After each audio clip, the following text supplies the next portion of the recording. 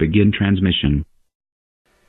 Hi, I'm Earl Newton. I'm the executive producer and the creator of Stranger Things, and you are about to get gut shot. And the reason it looks the way it does is because Matt couldn't afford me. Hi, I'm the first decade of the millennium, and I'm not actually over yet. I don't conclude until the end of this year, which, if you own a calendar and a calculator and possess the rudimentary skills to put both of those things together, you've probably already figured out.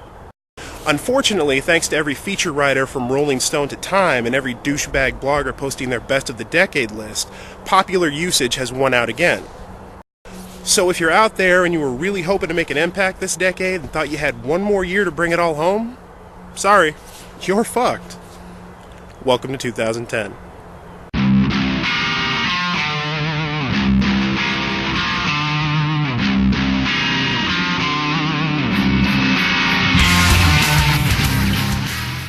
So let's talk hit list.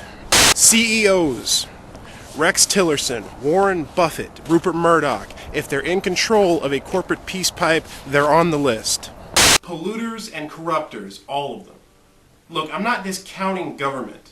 And I'm not saying that Obama is the cinematic magical black man a la Will Smith or Cuba Gooding Jr. that's going to come in and save us. Just the opposite.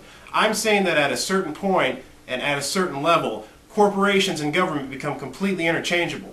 And what you have to realize about these CEOs is that they are all old white men who are going to die soon. They have no vested interest in the future of this world or you. Think about that for a moment. Smartphones. No more. You see this? This is my cell phone. I am literally holding it in my hand in front of me, and I can't tell you what brand it is.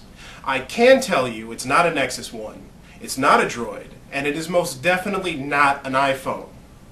You know what I do with this incredibly antiquated, obsolete piece of technology? I make phone calls. I call LA, I call Australia, I call Bangladesh, India. And you know what it sounds like when I talk to these places? It sounds like a fucking phone call.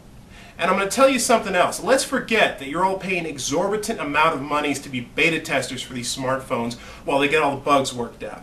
Sometimes, believe it or not, I don't always want to know where I'm going. I don't always want instant access to the answer to every question I have. Sometimes I want to not know. That, my friends, is called life. And my obsession with the future Google human genocide machine will continue.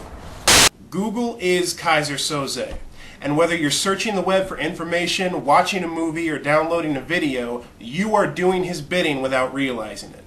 I'll give you an example. You're searching the web for that awesome Lady Gaga poker face video that we all can't get enough of. Now, are you able to view that on some open source user uploaded interface? No, you're going to be directed to Vivo, which is in partnership with YouTube, which is owned by, you guessed it, Google.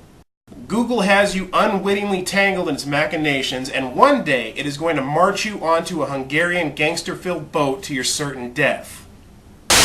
They have a legend that the devil once appeared to them, riding on a golden cock, a fearful apparition before which they threw themselves flat. They offered to make him their prince if only he would spare their lives.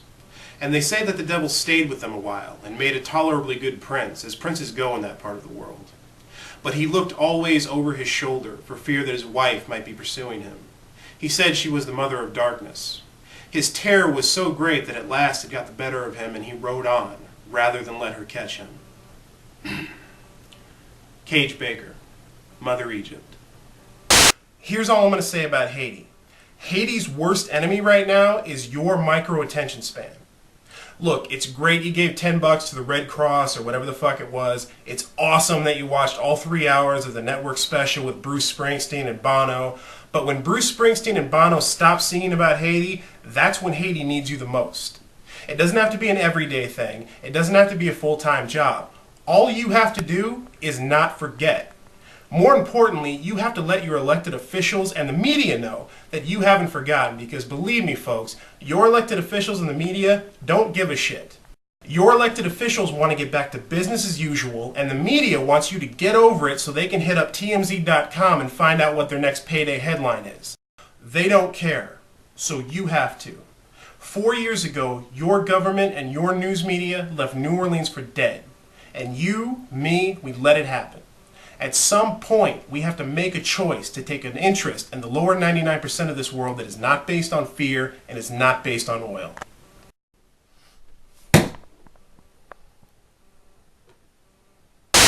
I'm Matt Wallace, and those were your gut shots.